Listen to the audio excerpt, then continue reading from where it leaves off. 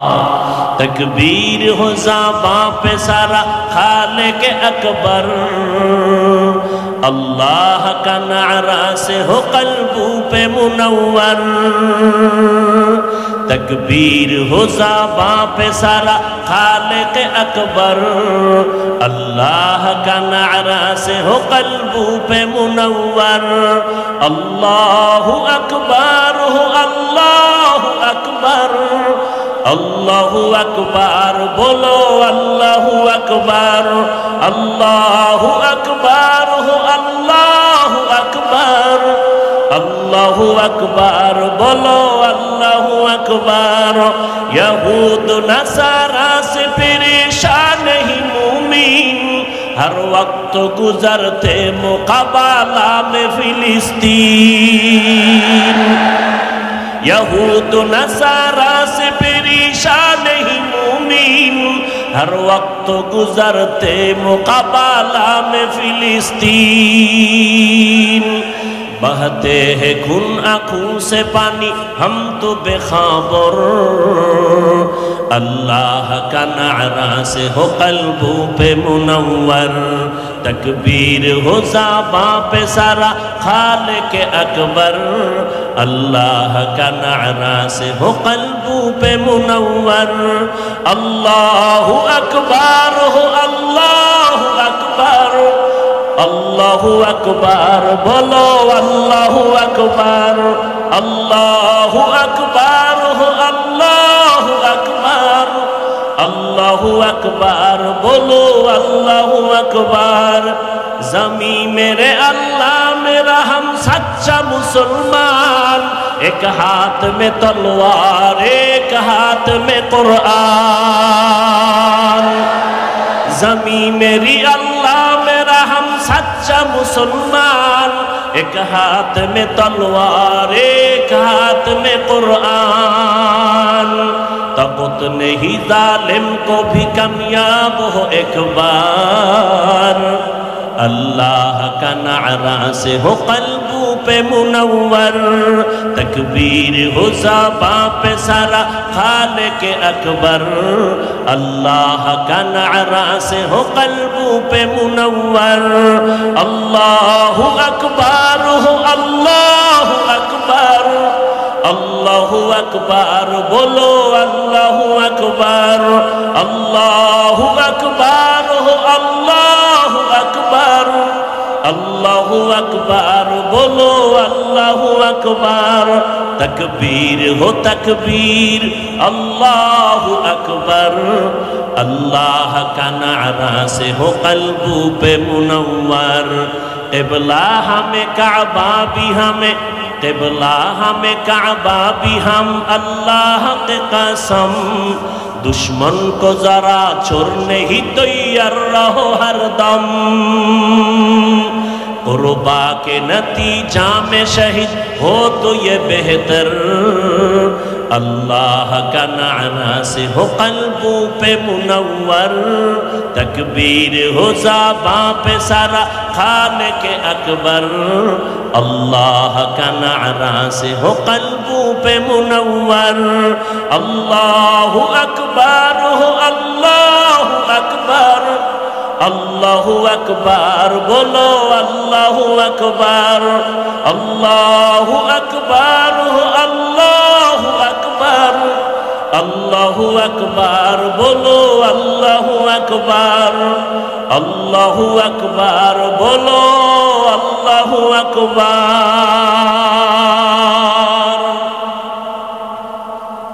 Array नबीर उम्मत आशिक, আল্লাহ পাক রব্বুল আলামিন কামিয়াবির জন্য রাস্তা খুলে রাখছেন। তবে বান্দা আমলের লাইনে মজবুতি অর্জন করো, আমলটা মজবুত করার জন্য তুমি ইখলাস নিয়ে আগাও। শাহজালাল রহমাতুল্লাহ আলাইহি কামিয়াবির দরজা খুঁজে পেলেন, ওই বিপক্ষের গৌর গোবিন্দ ধ্বংস হয়ে গেল, মুসলমানের বিজয় হয়েছে। যুগে যুগে মুসলমানের বিজয় হয়েছে, আমাদের পিছপা হওয়ার কোনো চিন্তা নাই। আল্লাহ পাক রব্বুল আলামিন বলেন, আমলের ময়দানটাকে সুন্দর করে নাও, আমলের মাধ্যমে তুমি দোয়া করবা, আমি আল্লাহ রহমতের দরজা দিয়া বিজয়ের পতাকা উড়ানের ব্যবস্থা করে দিব। এরে নবীর উম্মতের দল, আমলের মধ্যে নেক আমল বেশি বেশি করবা, আমলটা যেন ইখলাসের সাথে হয়। বদ আমল দুই প্রকার, ফাহশা আর মুনকার। মুনকার এমন বদ আমল, যেই আমলগুলো বুঝার জন্য দলিল লাগবে, সমাধান হবে না দলিল ছাড়া। যেমন সিজদা করা, এটা একটা সওয়াবের কাজ না গুনার কাজ। এই জোরে বলেন, সিজদা করা নেকের কাজ, কিন্তু এই সিজদা যদি আল্লাহকে না দিয়ে কেউ গায়রুল্লাহকে দেয়, গুনাহ হবে না সওয়াব হবে? জোরে বলেন। সিজদা কার জন্য? যদি বটগাছেরে দেয়, কবরে দেয়, পীরের পায়। কিন্তু যারা দেয়, এরকম লোক আসেনি চট্টগ্রাম? কম না বেশি? যারা দেয় এরা কি গুনাহ মনে করে দেয়? আপনি যদি বলেন এটা গুনাহ, বলে কেন? বলে এটা শিরিক। কেন শিরিক? বলো দলিল দাও। মানবে না, দলিল দাও। বলে কেন শিরিক বলেছে? দলিল। আপনি বলবেন ইবাদতের সিজদা আল্লাহ ছাড়া আর কাউকে দেওয়া যাবে না, হারাম। আপনাকে পাল্টা জবাব দিবে, আমরা যে মাজারে সিজদা দেই, পীরের সিজদা দেই, এটা ইবাদতের সিজদা দেই না, এটা সম্মানের দেই, তাজিমান, তাজিমের সিজদা দেই। আপনাকে আবার যুক্তি পেশ করবে কোরআন থেকে, সম্মানের সিজদা আমরা নতুন দেই না। দলিল নাও। আদম আলাইহিস সালামকে আল্লাহ অর্ডার করছেন, ফেরেশতারা সম্মানের সিজদা করো।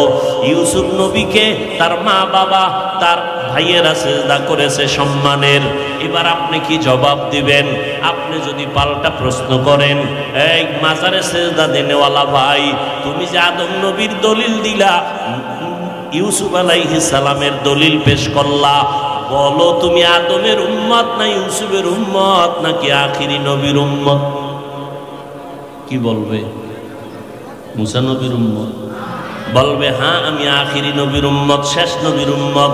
এবার বলতে হবে, এরে মূর্খ ভাই, আমার নবী মুহাম্মদ সাল্লাল্লাহু আলাইহি ওয়াসাল্লামের আদর্শের ভেতরে কিয়ামত পর্যন্ত আল্লাহ ছাড়া ইবাদতের হোক আর সম্মানের হোক, কাউকে সিজদা দেওয়া জায়েজ নাই। যদি আমার আল্লাহ ছাড়া অন্য কাউকে সম্মানের সিজদা দেওয়া জায়েজ হইতো, তাহলে দুনিয়াতে সবার পীরের থেকে বড় পীর আমার নবী, বড় বড় মুহাদ্দিস থেকে আমার নবী বড় কোনো তুলনা নাই। ইমামুল আউয়ালিন আল আখিরিন বাহরে সাদকা রাহমাতাল লিল আলামিন সাইয়্যিদুল কাউনাইন খাতমুল মুরসালিন আখির আমদ বুদে ফখরুল আউয়ালিন। আমার নবীর থেকে দামি কোন পীর আসেনি চট্টগ্রামে? নাই। খুব একমত সবাই। এই চট্টগ্রামের মানুষ, আমার নবীজির থেকে বড় পীর কেউ আছে? বড় মুফতি সাহেব, বড় মুহাদ্দিস নাই? সবাই একমত। দুনিয়াতে দরবার শরীফ আছে না নাই? মদিনাতুল মুনাওয়ারা থেকে বড় দরবারের নাম কি? কথা বলে ভাববেন এক মিনিট নাকি? তো সরাসরি সত্য কথা বলতে বাজে কেন? মদিনাতুল মুনাওয়ারা থেকে বড় দরবার আছে কেন? আজমির শরীফ, মাইজবান্ডার শরীফ, আরো কত কত শরীফ। মদিনা শরীফ থেকে দামি কোন দরবার দুনিয়াতে মাজার আছে না নাই? বলো, নবী মুহাম্মদুর রাসূলুল্লাহ সাল্লাল্লাহু আলাইহি ওয়াসাল্লামের মাজার থেকে দামি মাজার কোনটা? সবাই বলেন। ঈসা নবীর মাজার, ইব্রাহিম নবীর মাজার, মুসা নবীর মাজার। এরে নবীর উম্মতের দল, তিনটা কথায় সবাই একমত, আমার নবীর থেকে বড় কোনো পীর বুজুর্গ আউলিয়া নাই, আমার মদিনা শরীফ থেকে দামি কোনো দরবার নাই, নবীর মাজার থেকে দামি কোনো মাজার নাই। এরে নবীর উম্মতেরা, একজন মুসলমান দাঁড়াইয়া বলো, আমার নবীকে সম্মান করতে গিয়া দুনিয়াতে নবীর 63 বছর হায়াতে কেউ সেজদা দিছেনি নবীরে? ইন্তেকালের পর 1500 বছর হয়ে গেল, আমার নবীর মাজারে কোনো সেজদা দিছেনি? ঢোল বাজায়নি, মোমবাতি জ্বালায়নি। ওরে বাজারে মোম জ্বালাইলে যদি আল্লাহ খুশি হয়, বড় একটা মোম অর্ডার করে আগে মদিনার মাজারে জ্বালাও। পীরের দরবারে গরু দিলে যদি মনে করো সওয়াব হবে, অনেক সওয়াব তো মদিনার দরবারে উর্দুম্বা গরু ভেড়া বকরি দিয়া দাও। বাবা দেওয়া যাবে নি, সেজদা দেওয়া যাবে নি। ফাইনাল জবাব, আমার নবীর মাজারে আর দরবারে যা চলবে না, দুনিয়ার মাজারেও তা চলতে পারে না। তুকু যাও সুন্নতে আহমদ কুজাবা মুহাম্মদ কে বুয়াদ নিসবতরা মান আহাব্বা সুন্নতি কৌলে রসুল মজদায়ে কানা মাই হাম কুন কবুল। আল্লাহ তাআলা বলেন, আমি আল্লাহ তোমাদের নেক আমল করার জন্য পাঠাইলাম। আইয়ুকুম আহসানু আমালা, আল্লাহ আকসারু আমালা বলেন নাই। আল্লাহ ভালো আমল দেখবেন, বেশি আমল দেখবেন না। বেশি আমল না ভালো আমল? জোরে বলেন। আল্লাহ ভালো আমল দেখবেন, বেশি আমল দেখবেন না। ওই আমলটা আল্লাহর জন্যই যদি হয়, একটা সিজদা তোমার জিন্দেগি জান্নাতের দরজা ওপেন করে দিবে। তবে কোন দিনের আমলটা ভালো হবে জানা নাই, এই জন্য লাগাতার আমল চালায় যাও। একজনে পত্রিকা পড়ে খুব দ্রুত, আর একজনে পাশে বসে, ভাই আমি তো বানান কইরাও পড়তে পারি না, তুমি এত দ্রুত পড়ো কেমনে? এটা ঘুমের থেকে উঠে পড়া যায় না। বহু আগের থেকে এটার উপরে কষ্ট করে মেহনত করে এই অক্ষরগুলো শিখতে হয়, লিখতে হয়, কত চক সিলেট ভেঙ্গেছি। এক পর্যায়ে এখন আমি দ্রুত পত্রিকা পড়তে পারি। ঠিক তেমনি ভাবে আপনি সেজদায় ঢুকলেই দিলটা আল্লাহর দিকে যাবে না। এরকম করতে করতে করতে করতে আমল করতে করতে এক সময় আপনার মুহাব্বত আল্লাহর জন্য হবে। এক সেজদা জীবনের আপনার সফলতা এনে দিবে, দুনিয়াতে শান্তি, পরকালে জান্নাত। বেদাতি ভণ্ডরা কি বলে? নামাজ পড়ো মুসল্লি, নামাজের কি রাখো ডর? যেই নামাজে জান্নাত পাবি সেই নামাজ কোথায় তোমার? ওই নামাজ পড়া লাভ কি? যেই নামাজে জান্নাত পাওয়া যাবে না, পড়লে নামাজ একবারই পড়ুম, যেই নামাজে জান্নাত পেয়ে যাব। একবারও পড়মু পড়মু কায়া জীবনে নামাজই পড়ে না। আজরাইল এসে তার জীবনটা নিয়ে গেল। না রে বাবা না, জীবনের নামাজ ঠিক করার জন্য মেহনত চালাও। করতে করতে একদিন ঠিক হয়ে যাবে। করতে করতে বান্দার অন্তর সোজা হবে। আমল বন্ধ করা যাবে না। আমলটা আল্লাহর জন্য যেদিন হয়ে যাবে, সেদিন জান্নাতের দরজা খুলে যাবে। চেষ্টা করতে থাকো রে বান্দা। বাচ্চাটা হাঁটতে পারে না, এক কদম দুই কদম দিয়া হাঁটা শিখাইতে থাকো। এক সময় হাঁটবেই না, দৌড়াইতে থাকবে। দৌড়াইয়া প্রতিযোগিতায় সবার থেকে 1 নাম্বার হবে। আর যদি তারে হাঁটা না শিখাইয়া দৌড়ানোর প্রতিযোগিতায় লাগায় দাও, কিয়ামতের আগে দৌড়ের প্রতিযোগিতায় পাশ করতে পারবে না। আগে হাঁটা শিখাও। শিখাইতে শিখাইতে বান্দা দৌড়ানো শিখবে, প্রতিযোগিতায় 1 নাম্বার হবে। আমলের লাইনে মেহনত লাগাও। 5 বেলার নামাজ বন্ধ করা যাবে না। নবীর তরিকা মতে চল। আল্লাহ পাক বলেন, আমি বেশি আমল দেখবো না, উত্তম আমল দেখবো। ভালো আমলটা আমার কাছে গ্রহণ হবে। পয়গম্বরের একজন সাহাবী মুআয ইবনে জাবাল রাদিয়াল্লাহু আনহু বলেন, যেই আমলের মধ্যে 4টা গুণ পাওয়া যাবে, ওই আমলটা হবে একমাত্র ভালো আমল। এছাড়া আমল আর কবুল হবে না। 4টা গুণওয়ালা আমল হবে ভালো। এই 4 গুণের মধ্যে 1 নাম্বার গুণের নাম হলো ইলম। 1 নাম্বার গুণের নাম কি? নামাজ পড়া যেমন ফরজ, নামাজের পদ্ধতি জানাটাও ফরজ। পদ্ধতি জানা লাগবে না? না, একজনে পদ্ধতি না জাইনে নামাজে দাঁড়া আল্লাহু আকবার দুরূদ শরীফ পড়া শুরু করলো। বইয়ে ভরমুখা খাড়াইয়াই পড়ি, সবসময় তো খাড়ায় নবীরে সালাম দিই। তাহলে নামাজেরটাও খাড়াই পড়ি, আর বইয়ে দুরূদ পড়ার দরকার নেই। আবেগলা আশিকে রসুল আছে না নেই? নামাজ পড়া যেমন ফরজ, নামাজের পদ্ধতি শিখাও ফরজ। এজন্য পয়গম্বরের সাহাবী মুআয ইবনে জাবাল রাদিয়াল্লাহু তাআলা আনহু বলেন, ওই আমলটা আল্লাহর কাছে ভালো বলে কবুল হবে যে আমলের মধ্যে 4টা গুণ থাকবে। 1 নাম্বার গুণের নাম হলো ইলম। ইলম আসার পথ 2টা, একটা হলো উস্তাদ আর একটা হলো কিতাব। একটার নাম রিজালুল্লাহ আর একটার নাম কিতাবুল্লাহ।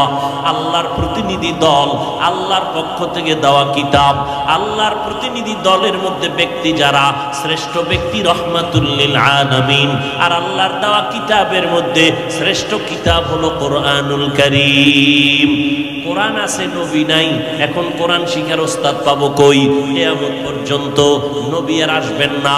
আবু বকরকে পাবো না, ওমরকে পাবো না, ওসমান আলীকে পাবো না, কোন সাহাবায়ে কেরামরে পাবো না রাদিয়াল্লাহু আনহুম আজমাইন। আবু হানিফাকে পাবো না, ইমাম বুখারীকে আর কখনো পাবো না, ইমাম মুসলিমকে আর পাবো না। বড় বড় বড় বড় যারা আমাদের দিল সোজা করে দিতেন, দেখলেই হাজারো চিল্লানো লাগতো না। 20 মিনিট বয়ান করছি, মোহাব্বতে দিলটার তালা খুলে গেছে। এই বয়ানের আয়োজন করলো এক জায়গায় মাহফিল। এলাকার কিছু নেতারা কয় এখানে কোনো মাহফিল দেওয়া হবে না, এবার হাটাজারির হুজুর আসবে, কয় না আসতে দেওয়া হবে না। সবাই চুপচাপ, মাহফিল বন্ধ হয়ে গেল। হুজুরে মনে কষ্ট পাইয়া মাওলার কাছে মুনাজাত দিলেন রুমের মধ্যে, মসজিদে বয়া। পরের বছর ওই নেতার একজন মারাত্মক মাস্তান গিয়া কয়, হুজুর মাফ করে দেন, আপনি যেদিন বলবেন আমার এলাকায় যাবেন সব খরচ আমি দিব। এরকম আল্লাহওয়ালা যাদেরকে দেখলে মানুষের অন্তর সোজা হয়ে যাইতো, দিলটা নরম হতো, চোখে পানি আসতো, এক এক করে সব আমাদের থেকে বিদায়। আমরা কিয়ামত পর্যন্ত আর আমরা নবী সাহাবায়ে কেরাম কাউকে পাবো না। কিয়ামত পর্যন্ত যাদেরকে দেখে আমাদের দিলটা সোজা করব, জান্নাতের টিকিটটারে ফাইনাল ভাবে নিব, এরা আমাদের মাথার তাজ। এরা হবে একটা দল, 2 দল হবে না। এই দলটার নাম একমাত্র শুধুমাত্র কেবলমাত্র উলামায়ে আহলে হক। উলামায়ে আহলে হক এরা নবীর ওয়ারিস। এদের মাধ্যমে জান্নাতের পথ খুঁজো। নবীর তরিকার লাইনটা খুঁজিয়া নিজে আমলের ময়দানে আগাও, এলেম অর্জন করো ওলামায়ে কেরাম থেকে। ওলামা বহু বচন, তার এক বচন হলো আলেম। এলেম শিখলে আলেম হওয়া যায়। কেমন? কোরআন হাদিসের এলেম শিখছি, এজন্য তিনি আলেম। আল্লাহ তাকে মোহাব্বতের নজরে নবীর মাধ্যমে বলেছেন, এরা নবীর ওয়ারিস, আম্বিয়ায়ে কেরামের। টাকা পয়সার ওয়ারিস না, এরা ইলমে নববী, ইলমে ওয়াহির ওয়ারিস। উলামায়ে কেরামের সামনে থাকো, তাদেরকে দেখে নিজের জিন্দেগি সুন্দর করে নাও।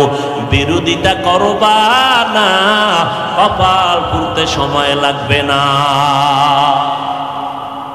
উলামায়ে আহলে হকের অনুসরণ করো, তাদেরকে দেখে দেখে কোরআনের ইলম অর্জন করো।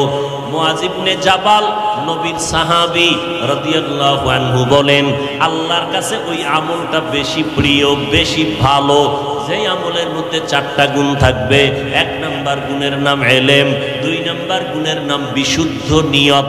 বিশুদ্ধ قال النبي صلى الله عليه وآله وسلم إنما الأعمال بالنيات। পয়গম্বর বলেন সব আমলের ফলাফল হবে নিয়তের উপরে নির্ভর। ভালো নিয়তে আমল করবা, ফলাফল ভালো। খারাপ নিয়তে করবা, ফলাফল খারাপ। قال النبي صلى الله عليه وسلم نية المؤمن خير من عمله। ভালো নিয়তটা আমলের থেকেও বড় দাম। এজন্য আল্লাহ পাক রব্বুল আলামিন বলেন, বান্দা যত আমল করবা সব একমাত্র আমার রবের জন্য। খবরদার আমল করতে গিয়া রবের সাথে অন্যকে অংশীদার বানাইবা না। ফামান কানা ইয়ারজু লিকা রাব্বিহি ফালইআমাল আমালান সালিহা ওয়ালা ইউশরিক বিইবাদাতি রাব্বিহি আহাদা। একমাত্র আল্লাহর জন্য ইবাদত হবে, শিরিক করা যাবে না। ওয়ামা উমিরু ইল্লা লিয়াবুদুল্লাহা মুখলিসিনা লাহুদ্দিন। ইখলাসের সাথে আমল করো, আল্লাহর জন্য, খালিসান লিওয়াজহিল্লাহি তাআলা। যা করব, যা বলবো সব হবে আল্লাহর সন্তুষ্টির জন্য, রাহমাতুল লিল আলামিনের তরিকায়। এজন্য ইব্রাহিম নবী আল্লাহর কাছে দোয়া করলেন, ইন্না সালাতি ওয়া নুসুকি ওয়া মাহইয়ায়া ওয়া মামাতি লিল্লাহ ওয়া মামাতি লিল্লাহি রাব্বিল আলামিন।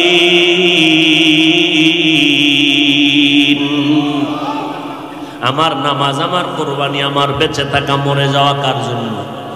জোরে বলেন। একমাত্র আল্লাহর জন্য। ব্যবসা করি কার জন্য? ও ব্যবসায়ী ভাইরা, আল্লাহর জন্য যদি ব্যবসা করেন, এই ব্যবসা আপনাকে জান্নাতে নিবে। এই লেখাপড়া করেনওয়ালা, ডাক্তারি পড়েন, ইঞ্জিনিয়ারিং পড়েন, লেখাপড়াটা যদি আল্লাহর জন্য হয়, লেখাপড়া জান্নাতে নিবে। বলে আমি ডাক্তারি কেমনে আল্লাহর জন্য পড়ব? আপনার অন্তরে নিয়ত রাখবেন, আমি মুসলমানের সন্তান, আমি ডাক্তার হইয়া বেঈমানের মোকাবেলায় দাঁড়ায় যাব। সারা দুনিয়ার বেদুর্মীরা, বেঈমানেরা যদি হঠাৎ করে বলে মুসলমানের চিকিৎসা সেবা বন্ধ করে দাও, ঔষধ সরবরাহ বন্ধ করে দাও, মুসলমানের আমরা চিকিৎসা দিব না, আমগো মুসলমান ডাক্তারেরা দাঁড়াইয়া বেঈমানের মোকাবেলায় বলবা, এ জগতের বেঈমানের দল, তোরা যদি আমগো মুসলমানের চিকিৎসা না দাও, আমাদের কোনো পেরেশানি নাই, ইনশাআল্লাহ আমাদের মুসলমানের চিকিৎসার জন্য আমরা মুসলমান ডাক্তারেরাই যথেষ্ট। তাহলে ডাক্তারি করা খারাপ না ভালো? কার জন্য করবে? আল্লাহর জন্য, নবীর তরিকায়। নামাজটা ঠিক মতো পড়বা। ও যুবক, স্কুলে পড়ো, কলেজে পড়ো, নামাজ বাদ দেওয়া যাবে? যাবে না। তোমার মতো কত যুবক স্কুল কলেজে পড়িয়েও 5 বেলার নামাজ পড়ে। তোমার মতো যুবক র্যাব, আর্মি, পুলিশ, বিডিআরের চাকরি করে 5 ওয়াক্ত নামাজ পড়ে। একটু নিজের বিবেকটাকে প্রশ্ন করো, তুমি কেন পারবা না? নিয়তটা সহি কইরা তুমি চলো, তোমার নিয়ত অনুযায়ী আল্লাহ বরকত দান করবেন। তোমার মতো কত বান্দা রাস্তায় গাড়ি চালায়, নামাজ ছাড়ে না, বালিশে মাথা লাগাইয়া যখন ঘুমাইতে যাও নিজেকে একটু প্রশ্ন করিও, আমার মতো বান্দা যুবক যদি গাড়ি চালাইয়া নামাজ পড়ে, আমি কেন নামাজ পড়তে পারি না? আমি তো মুসলমান, আমি আল্লাহ মানি, নবী মানি, কোরআন মানি, হাদিস মানি, কিয়ামত মানি, আমি কেন নামাজ পড়তে পারি না? ও আল্লাহর বান্দারা, আপনাদের মতো কত আল্লাহর গোলাম চাকরি করে নামাজ পড়ে, ব্যবসা করে নামাজ পড়ে, নদীর মধ্যে মাছ ধরে নামাজ ছাড়ে না, কৃষি কাজ করে গামছা বিছাইয়া নামাজ পড়ে, নামাজ বাদ দেয় না। আপনি কেন পারবেন না? এরে পর্দার আড়ালের আম্মা জানেরা, আপনাদের মতো কত মা এই এলাকায় অভাব নাই, 5 বেলার নামাজ পড়ে, তাহাজ্জুদ পড়ে। এই জমিনে মায়ের এত সম্মান আমার আল্লাহ নবীর মাধ্যমে বাড়ায় দিয়েছেন। কিয়ামতের আগের দিন পর্যন্ত দুনিয়ার কোনো চালাক যদি বলে আমরা আলাদা করে নারীর মর্যাদা বাড়াবো, বাড়াতে পারবে না। চালাকি করলে নারীদের সম্মান হবে না, হবে নারীরা অপমান। কারণ যত সম্মান দেওয়ার আমার আল্লাহ নারীদেরকে দিয়েছেন, নারীরা নবীদের মায়ের মতো মা, সাহাবায়ে কেরামের মায়ের মতো মা, আলেমদের মায়ের মতো মা। এই স্টেজে কত আলেম মাওলানা হয়ে গেল, মাথায় পাগড়ি দেওয়া হলো, কোরআনের হাফেজ হয়ে গেল, মাথায় পাগড়ি। কিয়ামতের ময়দানে আল্লাহ তাদেরকে ডাকবেন। ক্বালান নবিয়্যু সাল্লাল্লাহু আলাইহি ওয়া আলিহি ওয়া সাল্লাম, ইউকালু লি সাহিবিল কুরআন ইকরা ওয়ারতাকি ওয়ারাত্তিল কুনতা তুরাত্তিলু ফিদ দুনিয়া ফাইন্না মানজিলাকা ইনদা আখিরি আয়াতিন তাকরাউহা আও কামা ক্বালান নবিয়্যু আলাইহি সালাতু ওয়াস সালাম। কিয়ামতের দিন কোরআন পড়নেওয়ালাকে আল্লাহ বলবেন, এরে কোরআন পড়নেওয়ালা আসো, তুমি কোরআন তেলাওয়াত করো, আমি আল্লাহ নিজে শ্রবণ করব কুদরতের কান লাগাইয়া। এক আয়াত পড়বা, সুন্দর করে তার তিলের সাথে পড়ো, আর এক একতলা বিল্ডিং উঠে যাও। এইভাবে একটা একটা আয়াত পড়বে আর লিফটের মাধ্যমে আল্লাহর জান্নাতের বিল্ডিং উঠতে থাকবে। আল্লাহর নবী অন্য হাদিসে বলেন, ক্বালান নবী সাল্লাল্লাহু আলাইহি ওয়া আলিহি ওয়াসাল্লাম, মান ক্বারাআল কুরআনা ফাস্তাযহারাহু ফাআহাল্লা হালালা ওয়া হাররামা হারামা আদখালাহুল্লাহুল জান্নাহ ওয়া শাফাআহু ফি আশারাতিন মিন আহলি বাইতিহি কুল্লুহুম ক্বাদ ওয়াজাবাত লাহুন নার আও কামা ক্বালান নবী আলাইহিস সালাতু ওয়াস সালাম।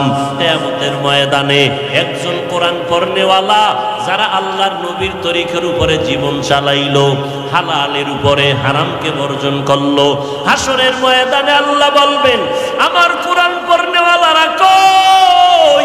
জান্নাতের ময়দানে যাও। আমি আল্লাহ পাক শুধু তোমাকে একারে জান্নাতে দিব না, তোমার বংশের আপনজনের মধ্যে দেখো যারা জাহান্নামী হয়ে গেল, এদের মধ্যে 10 জনের সুপারিশ করো, আমি আল্লাহ তোমাদের সুপারিশ কবুল করিয়া তাদেরকেও জান্নাতে দিয়ে দিব। আতিনা ফি দারে দুনিয়া না হাসান, আতিনা ফি দারে উকবানা হাসান, ইয়া গিয়াসাল মুস্তাগীসিন ইহদিনা লফতিখারা বিল উলুমে ওয়াল গিনা। হর গরিদে নেকো তু তৈয়ার হে, जो न मांगे उससे तू बेजार है। খারাপ লাগে আপনার? কোরআন পড়ার দরকার আছে। একটা সন্তানকে কোরআন পড়াবেন। আজকে যাদের মাথায় পাগড়ি দেওয়া হলো, ঈদেও এত আনন্দ পায় না তার মা বাবা আজকে যেই পরিমাণ আনন্দ পেয়েছে। এরে নবীর উম্মতের দল, ওই সন্তানের মা বাবার কপাল কত ভালো, যেই সন্তানের পেছনে মানুষ দোয়ার জন্য লাইনে দাঁড়ায়।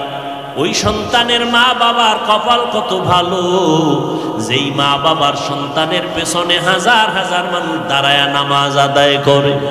ওই মা বাবার সন্তানের কপাল, ওই মা বাবার কপাল কত ভালো, যেই মা বাবার সন্তান মানুষের দিনের পথে আহ্বান করে, মানুষ কলিজা দিয়া মোহাব্বত করে। এর একটা দোয়ার অংশ আব্বা আম্মা কিয়ামত পর্যন্ত কবরে পাইতে থাকবেন।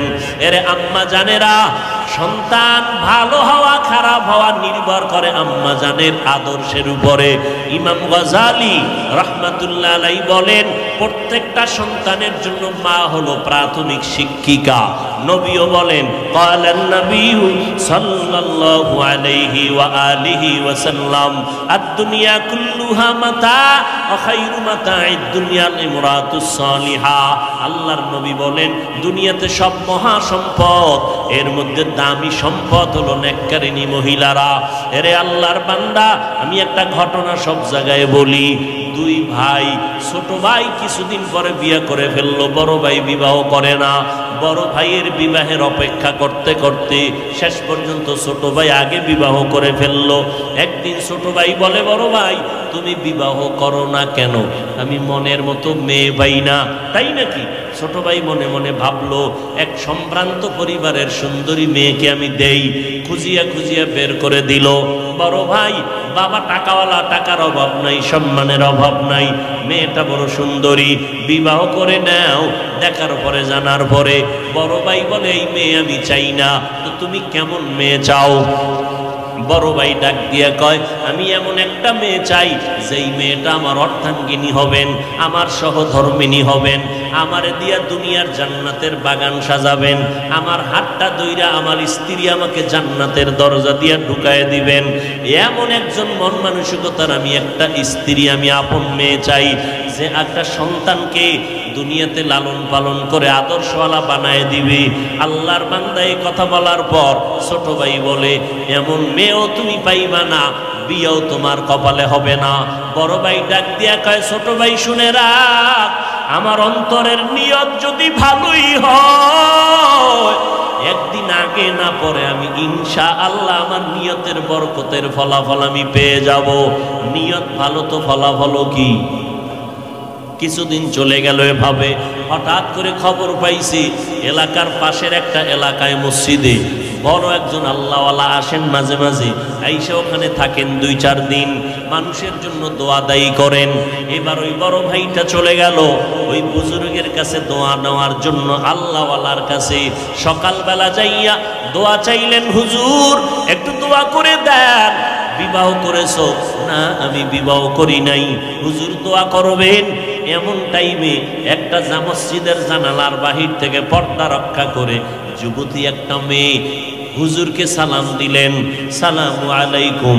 ওয়ালাইকুম আসসালাম। কে তুমি? আমি এলাকার একজন যুবতী মেয়ে। কেন আসছো? হুজুর আমার আব্বা যান ঘরের মধ্যে অনেক অসুস্থ, আপনি একটু দোয়া করবেন। হুজুর বললেন, মা তোমার বিবাহ হয়েছে নি?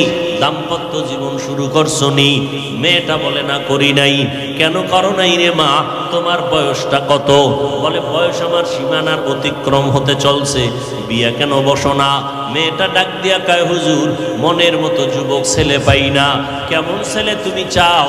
বলে, আমি একটা এমন ছেলে চাই যেই স্বামী হইয়া আমার হাতটা ধরে আমার জান্নাতের ভিতরে ঢুকায় দিবে, আর একটা সন্তান আমাকে দিবে, যে সন্তান দুনিয়ার মানুষকে জান্নাতের পথে ডাকবে।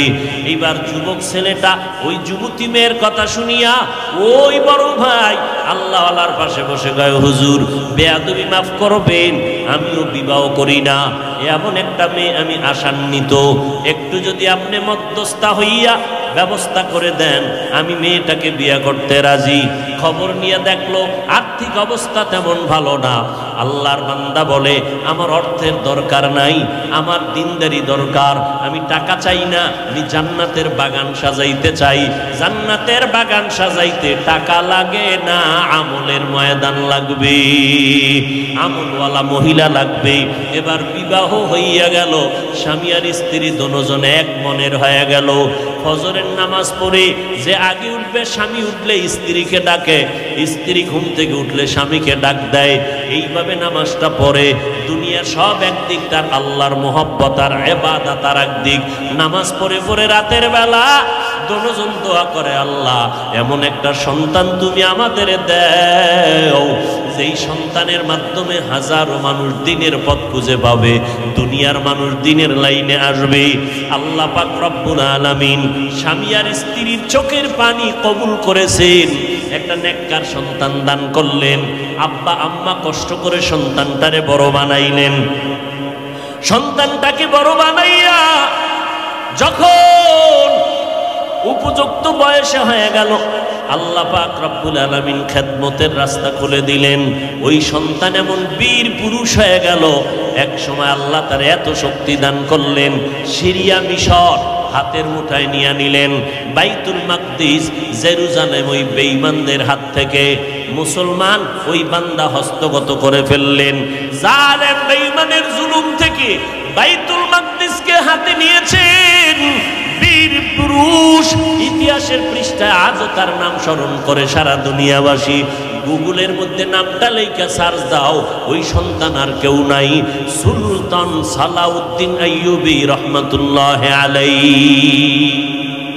কেমন মায়ের সন্তান! এরে আম্মা জানেরা, সন্তান ভালো না খারাপ হবে মায়ের আদর্শের কারণেই হবে। এজন্য আম্মা জান, সন্তানকে ডাক্তার বানাবেন, ইঞ্জিনিয়ার বানাবেন, খবরদার বেয়াদব বানাবেন না। সন্তান যেন আলেমেরকে কষ্ট না দেয়, আপনার সন্তানের আদর্শ আর ব্যবহারে যেন মুরব্বীরা কষ্ট না পায়, আপনার সন্তানের আচরণে বন্ধু বান্ধবেরা কষ্ট না পায়। বরং এমন সন্তান আদর্শওয়ালা বানাবেন, সন্তানের কথায় যেন মানুষ দোয়া করে, আর ওই দোয়ার অংশ আপনি মা কবরে পাইতে থাকেন। এরে নবীর উম্মতের দল। এই জন্য মুআয ইবনে জাবাল বলেন, আল্লাহ ভালো আমল চায়, বেশি আমল চায় না। তবে ভালো আমলের জন্য 4টা গুণ লাগবে। 1 নাম্বার গুণ লাগবে ইলম, 2 নাম্বার গুণ লাগবে বিশুদ্ধ নিয়ত, 3 নাম্বার গুণ লাগবে ধৈর্য। ধৈর্য না থাকলে বান্দা আমলে আগাইতে পারবে না। ধৈর্য না থাকলে বান্দা নামাজে দীর্ঘ টাইম দাঁড়ায় থাকতে পারবে না, সেজদায় গিয়া সময় ব্যয় করতে পারবে না। ধৈর্য না থাকলে বাতিলের মোকাবেলাও করা যাবে না। এজন্য আল্লাহ কোরআনে বলেন, ধৈর্য ধারণ করে যারা করবে আমি তাদের দুইটা পুরস্কার দান করব, একটা দুনিয়ায় আর একটা আখিরাতে দান করব। ইন্নাল্লাহা মা'আস সাবিরিন, দুনিয়ার পুরস্কার আমি আল্লাহ তার সাথী হয়ে যাব। আখিরাতের পুরস্কার ইন্নামা ইউয়াফফাস সাবিরুনা আজরাহুম বিগাইরি হিসাব, আমি আল্লাহ ধৈর্য ধারণকারীকে বিনা হিসাবে জান্নাত দিয়ে দিব। ইয়া আইয়ুহাল্লাযীনা আমানু ইসবিরু ওয়া সাবিরু ওয়া রাবিতু ওয়াত্তাকুল্লাহা লাআল্লাকুম তুফলিহুন।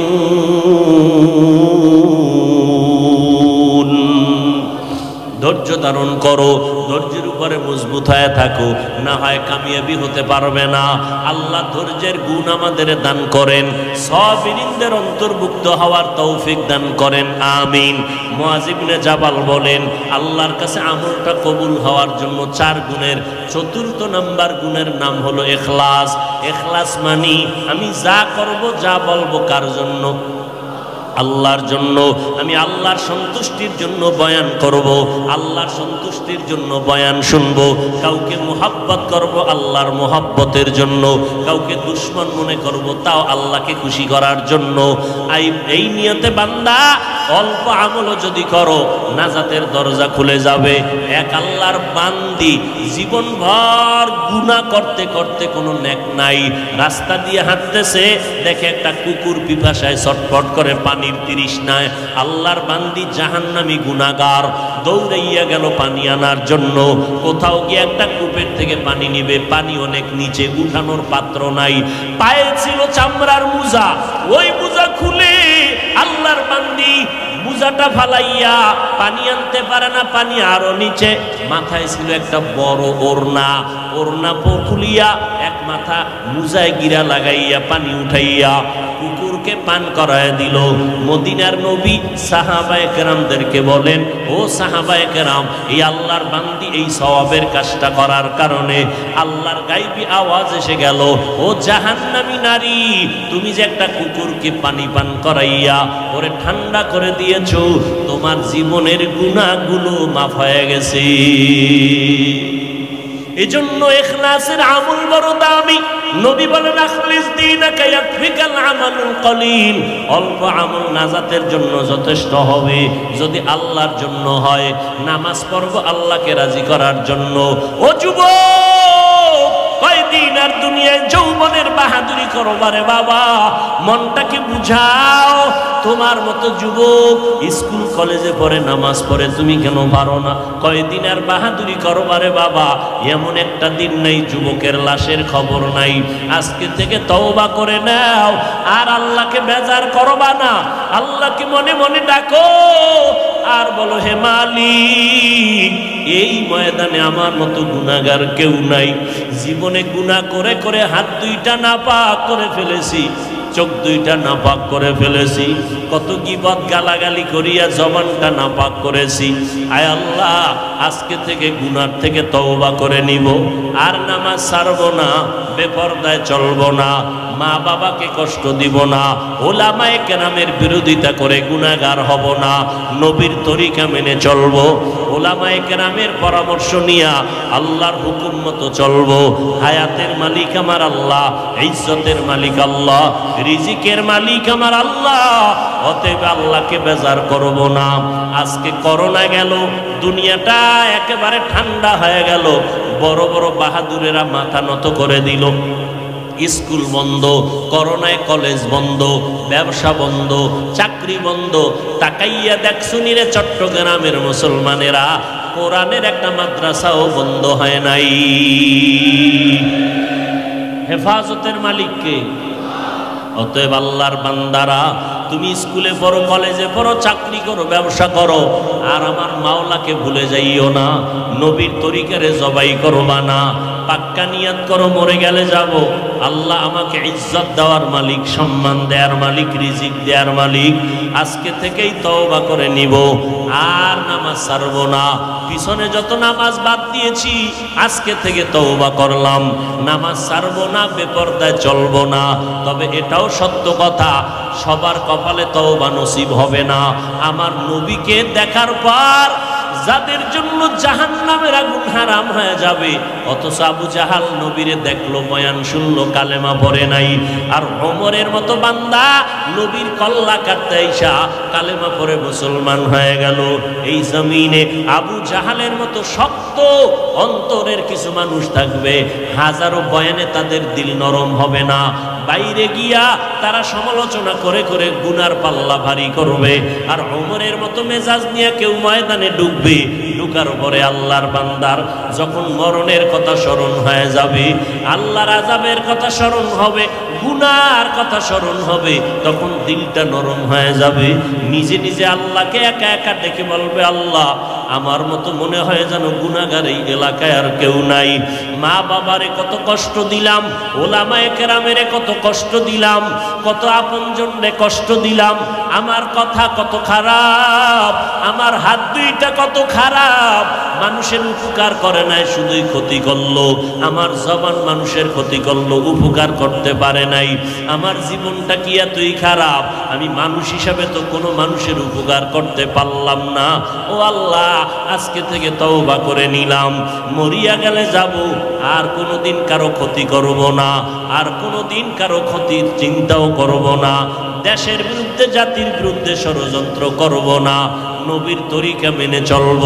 এই রকম পাক্কা নিয়ত নিয়ে যদি বান্দা তওবা করে, আমার আল্লাহ এতটা দয়াময়, একটা সেকেন্ডে বান্দার জীবনের গুনাহ মাফ করে দিবেন।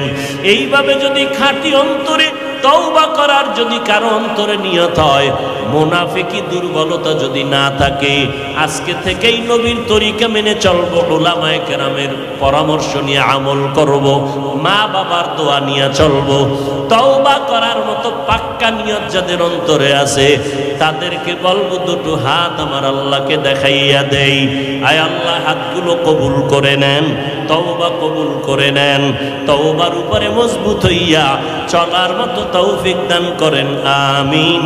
আলহামদুলিল্লাহি রাব্বিল আলামিন, والصلاة والسلام على سيد الأنبياء والمرسلين وعلى آله وأصحابه أجمعين يا أرحم الراحمين يا أرحم الراحمين يا أرحم الراحمين رب ارحمهما كما ربياني صغيرا.